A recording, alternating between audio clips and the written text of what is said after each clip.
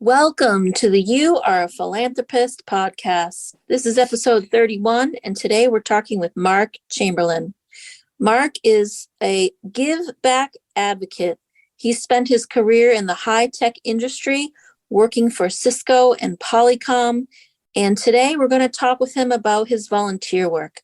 You are the kind of person who wants to improve the lives of others, but you need to take pride in your everyday actions. You Are a Philanthropist believes that every act of goodwill deserves to be recognized as philanthropy. Each individual action you take impacts another's life. Believe that what you do makes a difference. So call yourself a philanthropist and start a ripple effect of generosity that boomerangs back to you. Go to youareaphilanthropist.com/shop. Style your outside to match your inside. Choose a t-shirt, hoodie, or bag to show how much you love giving to others. That's youareaphilanthropist.com/shop. Hey y'all, I just want to remind you that I need you to subscribe, rate, and review to this podcast. If you're enjoying it and want more conversations like this and want to help people get more involved with philanthropy, please subscribe, rate, and review. I want to thank you to the people who have already rated this podcast 5 stars. Please click to rate it 5 stars. And here is some awesome reviews. I love hearing the different stories from a variety of people's personalities. We all can contribute with the strengths we have in making the world a better place for all of us to live in. Here's another one. I really enjoy this podcast. It's encouraging to see that I don't have to be a multimillionaire who created a philanthropic foundation to impact people. It's my small gifts of my time and resources that add up. I am a philanthropist. And here's another. There are opportunities all around at an early age to remind us to look out for each other. It's a lifelong journey of seeing the opportunities and acting in them. Thanks for a great reminder. Listeners, please do me a favor, subscribe, rate, and review right now so more people can hear more from us and learn more about philanthropy. Welcome to the You Are a Philanthropist podcast with Jen Klein, a certified fundraising executive and philanthropic entrepreneur. This show is dedicated to empowering and inspiring you to make a difference in your community and our world. Jen believes all acts of kindness matter, and this show is designed to help you take pride in your everyday actions of improving the lives of others and making a change in the world. Now, here's Jen. Mark, welcome to the show. Jen, thank you so much for inviting me. It's great to participate. I'm so glad we connected through LinkedIn because your title says you're a give back advocate. And as someone who I can identify with that, definitely, I think we're kindred spirits. I would tend to agree with you. So tell us exactly what a give back advocate does today. So when I retired and I started doing new things, I really wanted to be active. So what I did was I decided that everything that I do is going to be for free. And frankly, some of my friends thought that I was selling myself short. A lot of them thought I could become a consultant. There would be a lot of people that would pay for these services. But the way I looked at it is, I've been working for 40 years. And a lot of what I want to do aren't necessarily high money making activities, but they're things that give me a lot of personal value. So I have found a number of nonprofits that I've been able to connect with, become associated with, as well as a private university. And they really like what I bring to the plate. So what I found is what I'm really doing is giving back, being an advocate for other nonprofit professionals and people that I just, really have a lot of respect for. So I'm busy, I'm happy, and I'm arguably more well-known now than I was in the high-tech industry. That's amazing. I love that you have decided to offer your services for free. I mean, that is not something many people do. And I can tell you do it because it's very rewarding. Well, it is. And, I have a number of activities that I do. And kind of how I got into this was I was actually let go from my high-tech job 4 years ago. And, I've always been very active. And one of the things that I found is I've done all this global business, and I don't really know that many people where I live. I mean, I've lived in the community for a long time, but honestly, a lot of my friends were my wife's friends or, parents of my daughters. So what I did was I Googled nonprofits that were headquartered in Orange County, California, because one of the things that I wanted to do is I didn't know I was going to be a give back advocate, but I wanted to meet more friends and get involved locally. And so I did the Google searches. About 4 or 5 nonprofits came up of interest. And the one that really caught my attention was called Youth Employment Service. And what they do is they provide education, mock interviews through high schools so that high school kids can get first part-time jobs. And, this is something as a parent, I've gone through this, and being in high tech, I've hired a lot of young people. So I thought, hey, this sounds like my kind of thing. So I proactively called, asked to speak with the person in charge of volunteers, and basically said, I am Mark. This is what I can do for you. I really like that you try to, put together programs through high schools to help students get first part-time jobs. I think that I could help you. Would you be interested? So they invited me into the office. We had a great first meeting. And that really kind of led me into other things, which included becoming a board member. And that was kind of the stepping stone for me to get involved with more things. It was really that initial effort. That's terrific. As a nonprofit professional for 18 years, I know that it's not typical for someone to come right out of the blue and say, I want to volunteer for your nonprofit. And when it does, it's kind of a miracle. Well, thank you. Yeah, you must have been very exciting for them. And I'm so glad to hear that you became a board member. And are you still involved with them, or have you gone on? Oh, yeah. Just earlier, actually yesterday, I was supporting their efforts with Costa Mesa High School. And the funny thing is, that is where my wife went to high school. And they're involved with a program for teaching these skills really to all of the seniors of the high school as part of their graduation. And, part of what's so rewarding is I go into the library to support the efforts of the nonprofit. I meet the other volunteers, and I talked to a volunteer who we just had a lot in common. And, so it's like my friendships grew. And I spoke with 3 high school seniors that I was just so impressed with. They were very different. They handled the interview questions very, very well. And what I do is when I do a mock interview with somebody, I basically say, we have curriculum for you to get a first part-time job in a retail store. But I will adapt to whatever first-time job you will want. And, we'll kind of do the mock interview that way. And what I find is that kind of brings out the best in all high school students, because, there's high school students that they love animals. So I say, well, let's pretend you're interviewing with PetSmart or Petco, because I actually have high-tech experience dealing with them. Or, maybe hospitality is what they want to do. So what I found is by just adapting to these young adults, it gets them excited about the job interview process. And I even talked with a student a couple of weeks ago, and what he really wanted to do was be a long distance truck driver. So, kind of stretch myself there.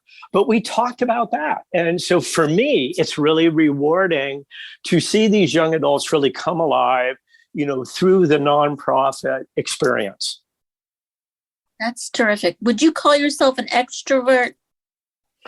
Yes. Okay. Because I'm curious for our listeners who might be introverts, if this would be out of their comfort zone. And I wonder if Youth Employment Services has other opportunities for people who might not be so interested in communicating with people all the time. They absolutely do. And here's the thing.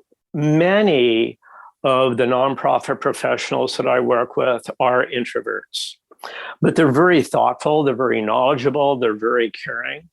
And for the most part, you're working with somebody else one-on-one where you have a curriculum and you know more than they do.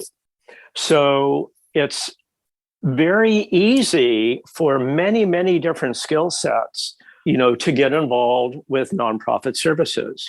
That's terrific. I totally agree. And I learned the other day that 25% of Americans volunteer. And for the 75% who don't volunteer, 90% of them say it's because they don't have the time. And I just see the opportunity, if people could find the time, there would be more interest in working in nonprofits. And I wonder what advice you would have for people who maybe are concerned about finding the time or squeezing it in, what your advice would be for looking for more time in their schedule. Well, I really believe that it comes down to priorities, because I came from the kind of background where, for 40 years, I worked 11 hours a day and traveled, and I was not around or as present as I wish I had been. But when I was here, there were a lot of things that I could do. For example, I've been an elder in a church, and I have done things through nonprofits, to help build structures. So the thing is, you can find time. You may not be able to do it on a regular basis, but once your name is circulated and you're kind of using skills that you're good at, and I refer to those as transferable skills, then it's something that you enjoy. It's something that you look forward to. And I think that is the key. Yeah, I think that's such a good point. I also think about the opportunity for people who are unemployed or in between jobs, the opportunity that they have to get involved and get their foot in the door and gain skills in working in a nonprofit as well. Well, I can certainly jump in on that, because coming from my industry, I have a lot of friends in high tech that are in job transition. And that could mean a couple of things. It could mean that they lost their job, or it could mean that they are actively looking because they are afraid of certain things. And frankly, I have a number of these conversations with people my age more often than you might think. And the way a lot of the conversation goes is, if you're looking for a new position, whether you have a job or not, everybody wants to know what you're really doing. And if you can talk to how you are actively involved leveraging your strengths, it doesn't have to be in the same industry. And what you're going to find just by being proactive and doing things is you're going to have more things to talk about. And it's important when you go into an interview to be able to say, well, one of the things that I'm doing right now is, I am helping, let's say, college students learn about life skills. Like, one of the things that I do is I'm a guest lecturer, and I give workshops at Chapman University on things like the value of having a mentor, how to get a job in STEM. I recently did a session on goal setting and networking and how do you give an elevator pitch. And so the thing is, if you are giving back to your college or to a nonprofit and you are actively engaged with things like elevator pitches, that's a very transferable skill for job interviewing. So, just by having things to talk about and staying energized and staying positive, to me, those are the kind of new employees that people with career jobs want to hire. Wow, that's such a good point. And yeah, you of all people can talk about this. I think about, like you said, for people who are between jobs or unemployed, how difficult it can be at times to be applying for jobs all the time, or to not have the routine of going to work and to have the feelings of, what am I here for? And plugging into a nonprofit can really give them some meaning and something to do. Like you said, go have connections. There are just, as you and I know and agree, there are so many wonderful reasons to get involved in a nonprofit. One of the other things that surprised me is when I became a board member, I was not the high person on the totem pole when it came to the board. I mean, the other board members were extremely accomplished professionals. So we had a bunch of MBAs, we had a lawyer, we had people with well-known global wealth management experience, CPAs, a number of consultants who were HR professionals and had their own businesses. I was extremely impressed when I joined the board how so many professional and smart people there are that are giving back and helping with their knowledge and skills. So, I mean, this is for an organization that helps young adults and high school students. But if you get involved at the board level for other organizations, you're going to find you get an opportunity to meet new professionals who can say, hey, I know Mark Chamberlin, you should talk with him. And now you have a different set of references in addition to the people that you worked with in the past. Yeah, that's something I haven't even thought of. So, Mark, I'm curious, is there a greatest source of inspiration for you for getting into nonprofits? Was there something that sparked a recent interest, or was it something you always had an interest in? Where did you get started with getting back into nonprofits? Well, I started giving back when a number of my friends said, hey, would you talk to my son or daughter in high school about whatever? Because you'll probably say the same thing that I would, but they're more likely to listen to you. And so that's where I started getting practice talking to high school and college students about things like how to get into high tech, because there were a lot of young people that had interest in that. And I did a give back experience when I was with Cisco, where I actually taught for half a day at an elementary school in downtown Santa Ana. And what I did was, here I am talking to, third and fourth graders, and the teacher is kind of sitting over at the side. And I just said, well, if I'm going to talk to, this age group, I have to be real, and I have to talk about something that I know if I'm going to be talking for 3 hours. So I kind of came up with my own business real life 101 for kids. So what I did was I talked about, well, how does a bank work? How does a grocery store work? How does a restaurant work? And, when you're talking to kids, they may be more interested in like the laptop that you're using. Hey, show me the stuff, show me the technology on your laptop. And what I found is if I can connect with people that are, let's just say 8 or 9 years old and make this fun for them, a lot of making an experience interesting as a nonprofit is truly connecting with people. So when I did that, I remembered those experiences when it came time for me to retire.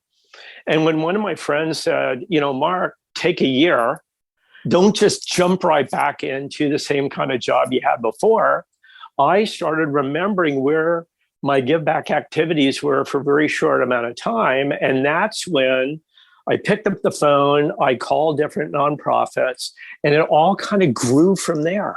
Wow, that is so cool. I haven't had a guest talk about a corporate give back program before, and it's very exciting for me to hear about how significant that experience was for you and kind of really helped you navigate the retirement, which I know for many, retirement can be a time of change that can be difficult as well. Would you say that has been your experience?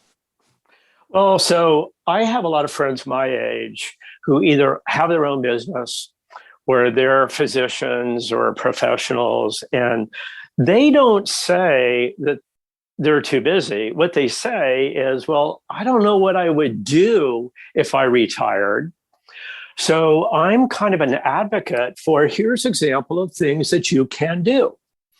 So one of my favorite nonprofits that I'm involved with now is called Executive Coaches of Orange County. And there are 40 coaches like me. Everything we do through this organization is giving back for free. And we provide professional coaching to just nonprofit professionals, whether they be, an executive director or a CEO of a nonprofit, or kind of my specialty is what I call rising stars. The people in the organization that aren't necessarily running things, but they're doing a lot of the work and can benefit from being able to talk with somebody like me or one of the other coaches who's outside of their organization so that they can bounce ideas off of them. And, our group helps them one-on-one with things like, leadership, how to deal with boards, how to deal with conflicts and create resolution between team members. How do you effectively transition your fundraising activities now that the COVID is sort of over? And our organization has professionals from, Wells Fargo Bank. They have professionals who are now professional coaches, from all kinds of industries. Again, people from HR, people from finance. So what's really interesting is, again, I'm now involved with a lot of killer, smart, successful professionals who are giving back. And again, I'm probably the low person on the totem pole, but I'm having fun and I'm interacting with interesting people. What would you say is your most favorite aspect of volunteering? Well, I enjoy the people appreciate what I bring to the plate. And you can tell that I have high energy. I know what my strengths are. I'm using my strengths. I'm meeting new people.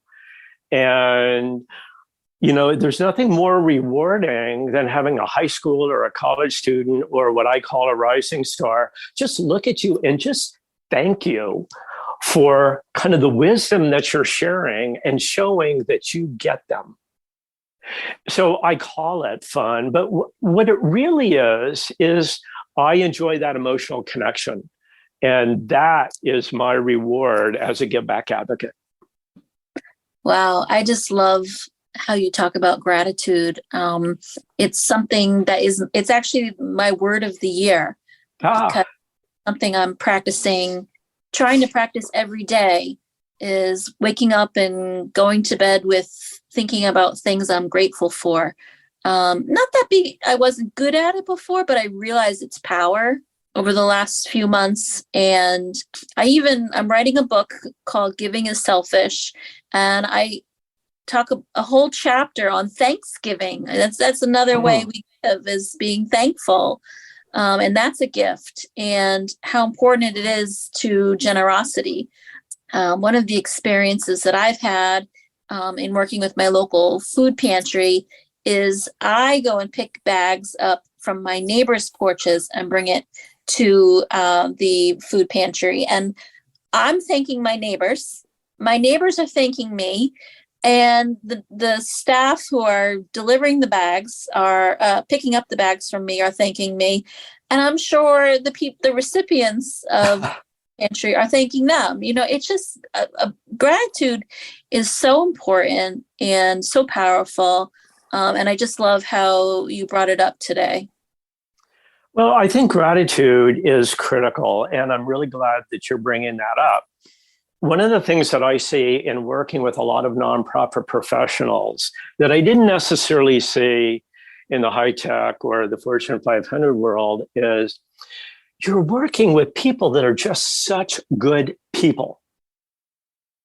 And these people are smart, they're very caring, they have a sense of personal mission.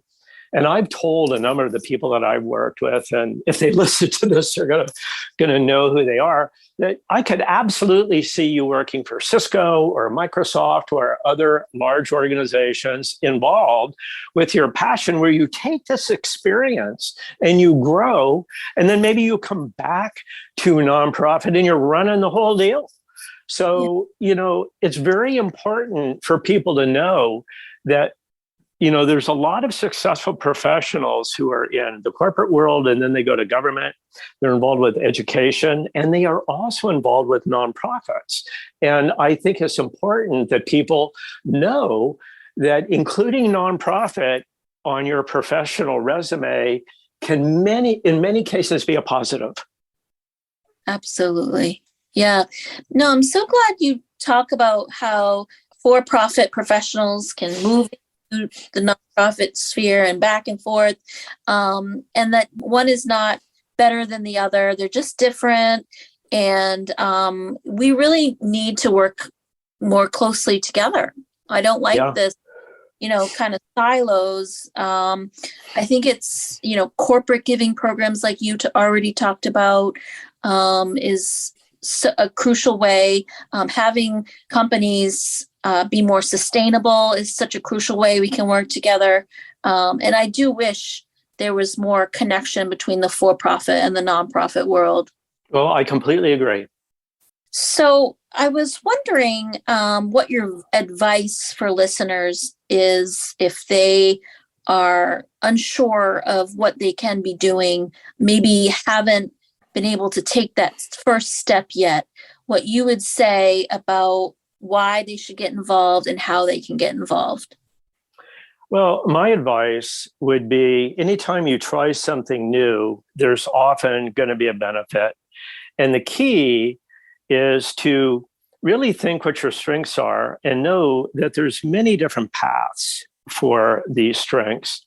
And one of the things that I found when I had these conversations with my wife and my two daughters is I got so much reaffirmation from them because, honestly, my wife and daughters have been extremely supportive of me in my career. And they didn't really know what I did, but now they do. One example is, so my wife is an artist. And she comes from an advertising background, and she's been a creative director, and she went to Art Center after college to get a further degree. And one of the things she did was she taught art to elementary school kids through a program called Meet the Masters. So she actually worked with a lot of elementary teachers and kids. And that's where I got a chance to see kind of giving back real life. And during Halloween, kids would come around the neighborhood. They come to our house and they didn't know that my wife lived there. And they would see my wife, who's their art teacher. And it was like, you would just see the kids' faces light up. Mrs. Chamberlin, I didn't know you lived here. So it's like, my wife was the rock star. It wasn't me. And when I look at my daughters have been so supportive of everything they do. They want to know what I'm doing. So I tend to probably over text them. But one of my daughters is involved with events, and she has done many events for nonprofits, for fundraising. And a lot of people know who my daughter is. And then my other daughter left positions in high tech and real estate development to get her master's in teaching. And what she does now is she works for an all-girls high school in San Francisco, where they go to school 4 days a week, and then they do 1 day a week in an internship program that's either a corporate, government, or a nonprofit related. And it's all about female empowerment. So it's like I've kind of gone from being a high-tech dad and husband to a give back advocate. And now my daughters actually know what I do. So I guess my advice to a lot of the other people who are out there that are thinking about things is, kind of step back and think of your life more of that wagon wheel where your life is made up of 5, 6, or 7 or more things. How do you layer giving back into the wagon wheel? Because you're the one that's going to feel more fulfilled, which kind of gets back to the title of your book. Yeah. I love what you talked about your family. Obviously, family is a very important aspect of our lives. And you have been a great role model to your family. And thank you. And they're supporting you and you support them. Caregiving is actually one of the chapters I wrote in my book. Caregiving is such an important way that people give back to their families. And I can tell you and your wife were wonderful partners. And now your daughters are in helping others. It's very, a very beautiful thing. Well, thank you. Mark, I'm curious, when you think about all the problems in the world, and we can't ignore them because they're constantly on the television. I wonder what your vision is for what you hope the world could be like in the future. Well, I think that's a really good question, Jen. To me, what I see is when generations get together and they learn about each other and they work as a team to accomplish missions that have kind of a definite goal. And then they realize that things have to change just because of realities, but you still have the goal that you want to meet. That, I could be dealing with a high school student or a college student or somebody in their 20s or 30s or 40s. And when you bring the skill sets together, a lot of young adults are really good at remembering new things. So they go to college, they're at the perfect age for that. So they learn new information quickly. And that's why you see a lot of young adults in high tech. And then you see people in their 40s, and a lot of board directors are in their 40s, and they're at the point where they know how to make management decisions. They know how to deal with pressure. They, have a read for people, and they're willing to accept some risk to try to drive the process forward. So it's important to have these age groups working together. And then you have people in their 50s and 60s who have seen many of the obstacles that the world has to work with. So this is where you start getting involved with wisdom. Like, one of the things that I think I bring to the plate now is I'm a much faster read of people than I used to be. Like, I used to be really trusting of everybody. And my wife was a much better read of character than I was, because I kind of felt like in business, well, I can deal with anybody and I can make a deal happen, because that was a skill set that was necessary. But see, now I know the kind of people that I want to work with. So if I'm working on a team and I suspect that we may be going astray, because I've kind of gone through that experiences before, that now if you have young, if you have middle-aged, if you have more senior members on that team working together, I really think you'll hit a better mark, and the results will probably happen faster because you have better input. Yeah, that's such a good point. In fact, today I was thinking about chat GPT. Yeah. And I attended a webinar, and my colleagues and I were talking about it. And I was thinking about how each of the generations are going to be using this differently. And who knows, I have no idea what it's going to be like to be used in the future. But how, for me, I didn't grow up on social media. So I have a perspective to offer people who are very excited about this new technology, and they're young and they're using it already. And so I think that, like you were saying, the perspective of multiple generations is really important to work together in this fast-paced, rapidly changing technological world we live in now. Well, Jen, I think you bring up something that's really critical, because it's easy to look at the new thing.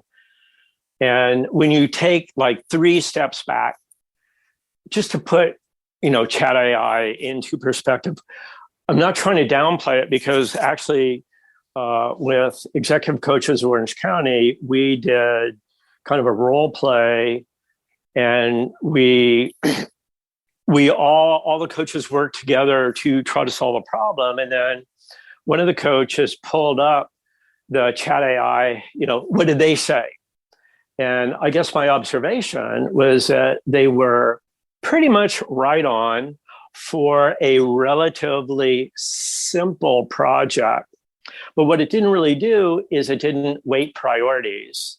It didn't layer in personalities, or really how to highlight or really emphasize what was most important, because those are personal skills. And it almost reminded me when I was in college, when Cliff Notes were available, and every professor could tell if you were writing your paper based on Cliff Notes, because it was all really good generic information. And then it reminded me of, kind of fast forward, everybody used to use map books. And here in Southern California, we all had Thomas Brothers map books to get from one place to another. And then all the mapping software came out, and Google Maps is what everybody uses right now. And absolutely, Google Maps is better than using some of these other maps, unless you are in Yellowstone National Park trying to get around, and there is absolutely no cell or wireless service. And my wife and I found that out just a couple of months ago when we were driving around and everything went out. We had to go back to regular maps. So when you look at the evolution of the internet what may be 2.0 and other things, a lot of these technologies do have good purposes, but it doesn't mean they're going to solve all the problems. It's people leveraging technology to solve real problems. And to me, that's what's important. And yes, if technology can give you basic mapping or helping you to see something that you as an individual were not aware of, that's good, because there's a lot of benefits to AI. But I don't think that people should be afraid of those things, because we are the ones that determine how we use the technologies. Yeah. It also makes me think about how some people believe that, if I can't give away millions and millions of dollars, then I shouldn't be giving back. And the reality is that people like Bill and Melinda Gates can only use their money because of the people who are doing the work. We really need people on the ground to be fulfilling the work that finances allow them to do. And that's why, going back to what you're saying about all needing to work together, it reminds me that, no technology, no amount of money can replace people working together. Well, I agree with you. That's a complete bullseye. And, I think, there, as a generality, there's people that write checks and then they don't do anything else. And then there's people that do a lot of the real work. And volunteers are key to the success of any nonprofit organization, whether they be at the feet on the streets level, the board level, or just a behind the scenes mentor helping individuals to do a better job. And so there's all different kinds of levels of giving. And I don't think anybody should be intimidated by quote unquote rich people. I think if you give in such a way that you feel good, like one of the things that I do, where when it comes to fundraising, I'm different from people. I don't actually write a check. I send through an application on my credit card money to some of the nonprofits that I'm most interested in. And I do it on January 1st. And I reach out to fundraising professionals and I say, I want to be the first person to donate money for your cause this year. So I would rather be known as the first person than the last, because nobody remembers the people, at the end of the year. But to me, that's just part of my being a give back advocate, showing that, you can always count on me, even at the beginning of the year. It may not be for as big a dollar amount as we all wish, but I'm in the game. That's awesome. Yeah. Start fresh in a new year, start it off right, and get people excited about the work we all do. Yeah. Well, Mark, it's been terrific to talk to you. And I always am mindful of what our listeners might be doing while we are, recording this episode. So I don't want to talk too much longer, but is there anything that you'd like to say that we didn't discuss yet? I want to make sure that all the good wisdom that you've given today and everything we've talked about is out in the open, because what you have said today has been so wonderful. Well, thank you. I think one of the messages to leave actually came from my wife just a couple of days ago when I was getting ready to drive to Costa Mesa High School to do the mock interviews through Youth Employment Service. And she said, "So what are you going to do today?" And I said, "You know what? I am in just such a good mood. I'm getting ready to go to Costa Mesa High School and interact with high school students." And you know what? She just kind of looked at me and she said, "Do you realize you probably didn't say that for 40 years?" And, people forget that they kind of get in job mode. And when you feel energized about doing something new that you feel good about, and it isn't all about being fun. It's about you feeling personally rewarded. That I think if more people, or the people that are listening, can kind of tie into that personal reward, that's what creates more giving. Yeah, that's great. I do call fundraising because most days I think it's fun. Well, I understand that. Mark, I'd like to make sure our listeners know how they can get in touch with you or your organization that you work for. So can put those in the show notes, but can you just give it to us right now? Sure. So there's two ways.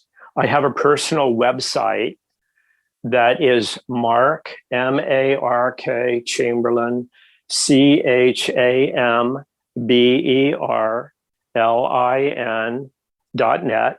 So if you pull that up, you'll see me, and there's a way that you can contact me through that. The easiest way is through LinkedIn, because, Jen and I and almost everybody that I work with are on LinkedIn. And if you pull up Mark Chamberlin, again, my last name is spelled CHAMBERLIN, Give Back Advocate, then you'll see all about me. And then you can ping me or direct message me through LinkedIn. That's probably the easiest way. So between those two things, you'll be able to reach me. Awesome, Mark. I hope you get a flood of requests, because what you do for others is so valuable. And I know you're willing to help anyone. I can tell you have a big heart and love what you do. Thank you so much for speaking with me and my listeners today. Well, Jen, thank you so much for letting me participate. I love all the things that you're doing, and I'm happy to be a team member with you. Awesome. I love it. Well, let's talk again.